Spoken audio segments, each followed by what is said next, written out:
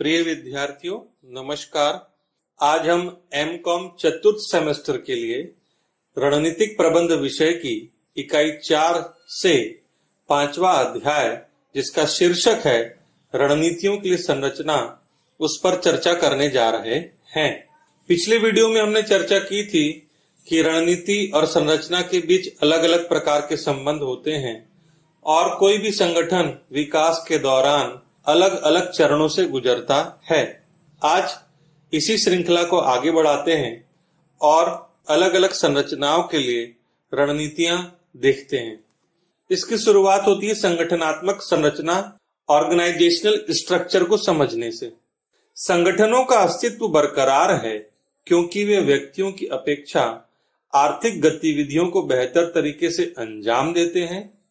मानवीय आर्थिक गतिविधियों में तालमेल संगठनों की वजह से ही संभव होता है। मिन्सबर्ग तर्क देते हैं कि संगठित मानवीय गतिविधियों से दो विपरीत शक्तियों का जन्म होता है।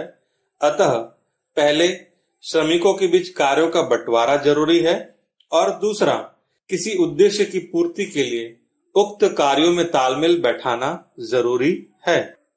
संगठनात्मक संरचना एक संगठन के विभिन्न अंगों के बीच ऐसे संबंधों की स्थापना करती है जो संप्रेषण, अधिकार और नियंत्रण से संचालित होते हैं। बड़े बड़े व्यापार हो या छोटे छोटे व्यापार, ये सभी संगठन पर आधारित होते हैं और संगठनों में मुख्यतः दो काम किया जाता है। कार्यों का बंटवारा किया जाता है और उन कार्यों के बीच तालमेल बैठाया जाता है ताकि संगठन का जो भी उद्देश्य है उसकी पूर्ति के लिए अच्छे तरीके से काम किया जा सके। संरचना के प्रकार, टाइप्स ऑफ स्ट्रक्चर। पहला है उद्यमीय संरचना, एंटरप्रेन्योरियल स्ट्रक्चर। दूसरा है कार्यात्मक संरचना, फंक्शनल स्ट्रक्चर। तीसरा है वर्गात्मक संरचना, डिविजनल स्ट्रक्चर। चौथा है मैट्रिक्स संरचना, मैट्रिक्स स्ट्रक्चर। और पांचवा है नेटवर्क संरचना, नेटवर्क स्ट्रक्चर। आइए अब इनमें से प्रत्येक को विस्तार से समझने की कोशिश करते हैं। उद्यमीय संरचना, इसे सरल संरचना भी कहते हैं। यह विश्व की सबसे प्राचीन और सर्वाधिक प्रचलित संगठनात्मक संरचना है। चूंकि अधिकांश व्यापार बहुत छोटे होते हैं और इनके द्वारा एक ही वस्तु का उत्पादन किया जाता है, अतः इनका संस्थापक या स्वामी जो होता है वह सभी प्रकार की गतिविधियों पर नियंत्रण रखते हैं और निर्णय भी लेते हैं। दूसरे शब्दों में हम यह कह सकते हैं कि ऐसे संगठन का पूरा ताना बाना संस्थापक या उद्यमी के इर्द गिर्द ही घूमता रहता है। उद्यमी संरचना को इस चित्र के माध्यम से समझा जा सकता है, जिसमें टॉप मैनेजर लिखा हुआ है, या हम उसे उद्यमी भी समझ सकते हैं। उस उद्यमी के नीचे कर्मचारी क्रमांक 1, 2 और 3 कार्य करते हैं। उद्यमी ही सभी कर्मचारियों के बीच अपनी सुविधा से कार्य निकलवाता है। इस संरचना की अपनी विशेषताएं और लाभ है। चूंकि यह संरचना बेहद अनौपचारिक ढांचे की होती है, किसी भी प्रकार के नियम कानून इसमें बने हुए नहीं होते हैं और उद्यमी अपने डायरेक्ट सुपरविजन से संबंधित कर्मचारियों से काम करवाता है। सभी प्रकार की निर्णय शक्ति उस तक केंद्रित होती है। इस प्रकार के संगठन ढांचे में कार्यों के विशिष्टीकरण का अभाव पाया जाता है, नियमों और परिनियमों का भी अभाव पाया जाता है। इसीलिए अधिकांश गतिविधियों में व्यापार का स्वामी ही सक्रिय होता है। चूंकि पूरा व्यापारिक संगठन उद्यमी के निजी दर्शन और उसके लचीले कार्य वातावरण पर आधारित होता है, अतः कर्मचारियों के बीच क्रिएटिविटी को बढ़ावा मिलता है। इस ढांचे की अपनी कुछ कमियां हैं। चूंकि अनौपचारिक ढांचा होता है, नियम कानूनों का अभाव होता है, अतः व्यक्तिवाद का जन्म होता है। वह अपनी मर्जी से ही काम करना पसंद करते हैं। अनौपचारिक ढांचे की वजह से बहुत सारी समस्याएं पैदा हो जाती है। कार्यों का बंटवारा नहीं होता है, लोग अपनी मर्जी से काम करते हैं। इस तरीके से कर्मचारियों में जवाबदारी की भावना भी नहीं होती है। चूंकि कार्यों का बंटवारा नहीं है, अतः काम करने के दौरान अनावश्यक कंफ्यूजन और संघर्ष उत्पन्न होता है। संगठन संरचना का दूसरा ढांचा है कार्यात्मक संरचना। इसे फंक्शनल स्ट्रक्चर भी कहते हैं। ऐसी फर्में जो एक से अधिक उत्पादों या सेवाओं का निर्माण करती है, उनका उत्पादन बहुत बड़ी मात्रा में होता है। उनके संगठन में लंबवत तालमेल बैठाने की आवश्यकता होती है। तो ऐसे संगठनों में कार्यात्मक संरचना आसानी से अपनाई जा सकती है। इसे निम्न चित्र के माध्यम से हम समझ सकते हैं, जहां पर ऊपर शीर्ष प्रबंधक है और उसके नीचे अलग अलग विभाग हैं, जैसे operation department, marketing department, research and development department और सेल्स डिपार्टमेंट। इस चित्र को देखकर हम यह समझ सकते हैं कि काम का बंटवारा इस प्रकार के संगठन में किया जाता है। वीडियोकॉन, बजाज ऑटो और हिंडाल्को कंपनियों के द्वारा कार्यात्मक संरचना का ढांचा अपनाया जाता है। इसकी विशेषताएं और लाभ हैं। चूंकि कार्यों का बंटवारा अलग अलग विभागों के बीच कर दिया जाता है, अतः कार्य दक्षता में वृद्धि होती है। हर व्यक्ति को अलग अलग विभाग की जवाबदारी दे दी जाती है, जिसका मुखिया प्रबंधक होता है। अतः वह विभागीय कार्यों के लिए पूर्णतः जवाबदार होता है। चूंकि अलग अलग डिपार्टमेंट्स बना दिए जाते हैं, अतः शीर्ष प्रबंधन के लिए यह बड़ी महत्वपूर्ण जवाबदारी होती है कि सभी विभागों के बीच तालमेल और एकता बनाए रखें, ताकि संगठन के रणनीतिक उद्देश्यों की प्राप्ति की जा सके। यह ढांचा निर्णय प्रक्रिया और कार्य प्रक्रिया के आधार पर पूर्णतः केंद्रित होता है, अर्थात शीर्ष प्रबंध के द्वारा ही सभी प्रकार के निर्णय लिए जाते हैं। इस ढांचे की कुछ कमियां हैं। चूंकि उत्पादन अब बहुत विस्तार से होने लगा है, एक से अधिक वस्तुएं उत्पादित होने लगी है, अतः अलग अलग प्रकार के डिपार्टमेंट्स के बीच में तालमेल बैठाने में बहुत कठिनाई हो जाती है। चूंकि प्रत्येक विभाग के प्रबंधक को उसे पूर्णतः संभालने की जवाबदारी दे दी गई है, अतः प्रबंधक का ध्यान केवल विभाग के लक्ष्यों की ओर ही केंद्रित हो जाता है। इससे वह संगठन के लक्ष्यों की तरफ ध्यान नहीं दे पाता है। तीसरे प्रकार का ढांचा है वर्गात्मक संरचना या फंक्शनल स्ट्रक्चर। जब एक संगठन विकास करता है और विभिन्न बाजारों के लिए अलग अलग उत्पाद निर्मित करता है, उसे अब अधिक प्रभावी और दक्ष ढांचे की दरकार होती है। अतः वह वर्गात्मक संरचना या फंक्शनल स्ट्रक्चर अपनाता है।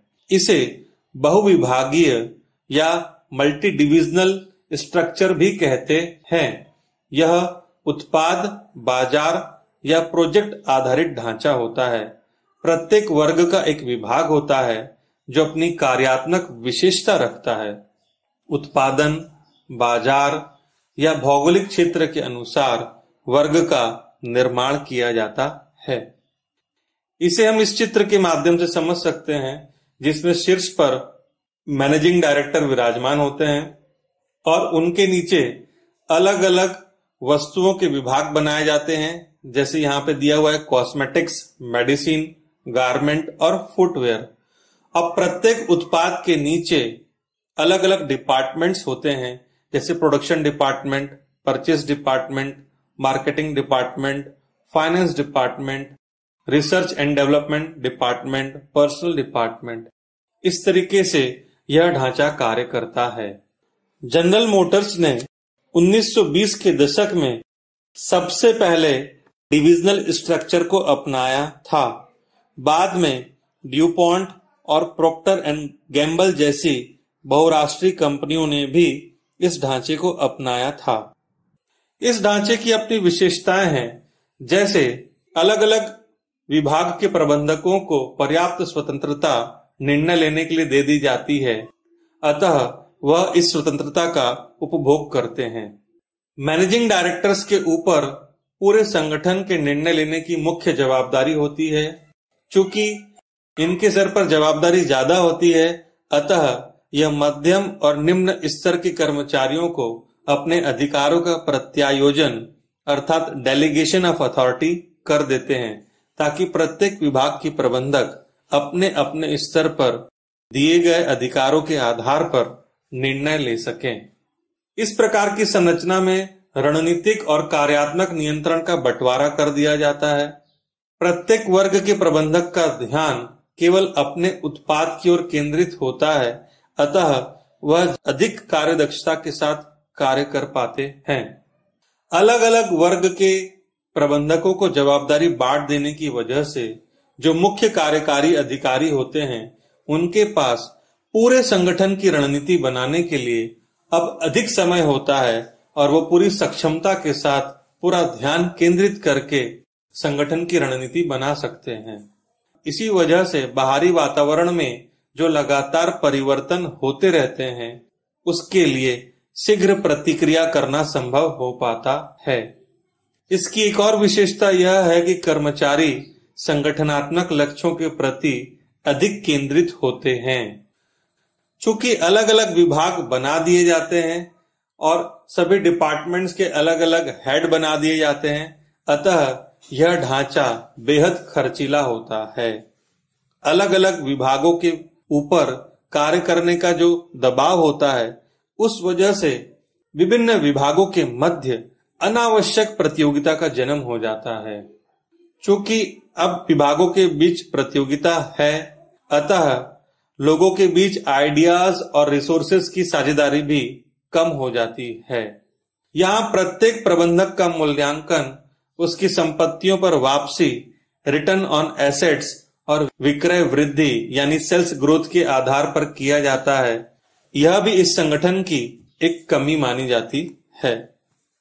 अगला प्रकार है मैट्रिक्स संरचना, मैट्रिक्स स्ट्रक्चर। यह संरचना वास्तव में कार्यात्मक और वर्गात्मक संरचना का एक मिश्रण होता है। यह एक कॉर्पोरेट स्ट्रक्चर होता है जिसमें परंपरागत पदानुक्रम शैली की बजाय ग्रिड नुमा शैली में अधिकारियों और कर्मचारियों के बीच संबंध स्थापित किए जाते हैं। इसे दिखाए गए चित्र के माध्यम से हम समझ सकते हैं, जहां सबसे ऊपर एग्जीक्यूटिव मैनेजर दिख रहे हैं, उनके नीचे प्रोजेक्ट मैनेजमेंट ऑफिस है, साथ ही साथ समानांतर रूप से फंक्शनल मैनेजर के भी एरियाज दिख रहे हैं। प्रोजेक्ट मैनेजमेंट ऑफिस के नीचे अलग अलग प्रोजेक्ट मैनेजर होते हैं और उनके नीचे फिर कर्मचारी होते हैं। इसकी विशेषताओं में सबसे प्रमुख विशेषता यह है कि एक कर्मचारी को दो मैनेजर्स लोगों को रिपोर्ट करनी होती है। पहला फंक्शनल मैनेजर को, दूसरा प्रोजेक्ट मैनेजर को। फंक्शनल मैनेजर कर्मचारी को विशेषज्ञता बढ़ाने में, दक्षता बढ़ाने में मदद करते हैं।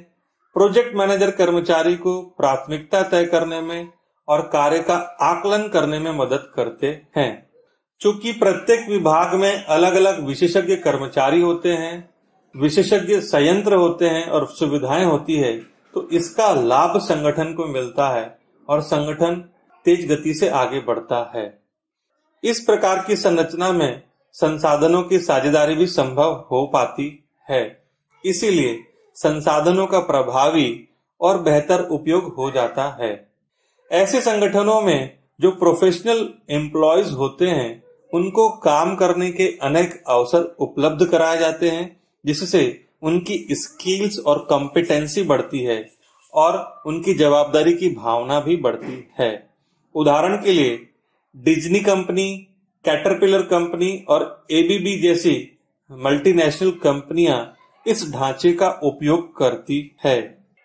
इस संरचना की कमी में हम यह कह सकते हैं कि चूंकि एक कर्मचारी को दो मैनेजर को रिपोर्टिंग करनी है, अतः यहाँ पे संसाधनों के आवंटन के दौरान अनिश्चय और संघर्ष का सामना करना पड़ता है, जिसका खामियाजा अंततः कर्मचारी और उस विशिष्ट डिपार्टमेंट को भुगतना पड़ता है। चूंकि वर्टिकल और हॉरिजॉन्टल दोनों तरीके से कार्य संबंध स्थापित किए जाते हैं, अतः यहाँ पे कार्य संरचना जटिल हो जाती है और लोगों के बीच एक दूसरे के संबंध भी जटिल हो जाते हैं। पांचवा प्रकार है नेटवर्क संरचना या नेटवर्क स्ट्रक्चर। एक नेटवर्क संरचना आउटसोर्स गतिविधियों का संयोजन होती है जिसका नियंत्रण एक केंद्रीय हब द्वारा होता है। इसका उपयोग फैशन उद्योग जैसे तीव्र चलायमान और पूर्वानुमान के अयोग्य वातावरण वाले उद्योगों में होता है। इस संरचना में मुख्य संगठन अलग अलग कार्यों को दूसरे संगठनों को उप ठेके पर देता है और उनकी गतिविधियों में सामंजस्य बैठाता और नियंत्रण करता है। इस प्रकार के संगठन को वर्चुअल ऑर्गेनाइजेशन भी कहते हैं। यहाँ विभिन्न फर्मों के मध्य अस्थायी नेटवर्क होता है जो एक विशिष्ट उद्देश्य की पूर्ति हेतु साथ साथ होते हैं। आजकल के तेज गति से बदलते हुए वातावरण में नेटवर्क स्ट्रक्चर बहुत ही लोकप्रिय होता है। नाइकी और यूनाइटेड कलर्स ऑफ बेनेडिक्ट जैसी कंपनियां इस प्रकार की संरचना का उपयोग करती है। इस चित्र के माध्यम से हम समझ सकते हैं कि बीच में ब्रोकर ऑर्गेनाइजेशन या प्रमुख संगठन होता है। यह अलग अलग प्रकार के कार्य करने के लिए अलग अलग संगठनों को ठेके आउटसोर्स कर देता है, जैसे producer organisation, distributor organisation, supplier organisation, designer organisation. इस ढांचे की अपनी विशेषताएं और लाभ है। सभी आउटसोर्स फर्में इलेक्ट्रॉनिकली एक दूसरे के संपर्क में रहती हैं। जो प्रमुख संगठन होता है वह अपनी नीचे की फर्मों की कार्य प्रक्रिया पर बराबर नियंत्रण रखता है ताकि वांछित उत्पाद और कार्य अच्छे तरीके से पूर्ण किया जा सके। चूंकि ग्लोबलाइजेशन के वातावरण में दिन प्रतिदिन नए बदलाव आते रहते हैं, अतः इन बदलावों के अनुरूप यह संगठन संरचना तत्काल प्रतिक्रिया करने में मदद करती है। इसका एक लाभ यह भी मिलता है कि कंपनी के पास अलग अलग विकल्प उपलब्ध होते हैं कि वह गुणवत्ता यानी क्वालिटी, नियंत्रण यानी कंट्रोल के आधार पर अलग अलग उप ठेकेदारों का चयन कर सके जिनसे वह सर्वश्रेष्ठ कार्य निकलवा सके। इस संगठन की कमियां भी है। चूंकि अलग अलग बाहरी फर्मों को उप ठेकेदारी दी जाती है, उनके बीच काम को आउटसोर्स किया जाता है, अतः उन सारी फर्मों के बीच तालमेल बैठाना बेहद कठिन कार्य हो जाता है। यदि एक बार किसी एक्स कंपनी को ठेका दिया है और किसी कारणवश अब वो ठेका आगे नहीं चल रहा है और अब वाई कंपनी को ठेका दे दिया जाएगा, तो उसके साथ फिर नए सिरे से संबंध बनाने में समस्याएं आती है। यह इस संगठन की बड़ी कमी है। धन्यवाद।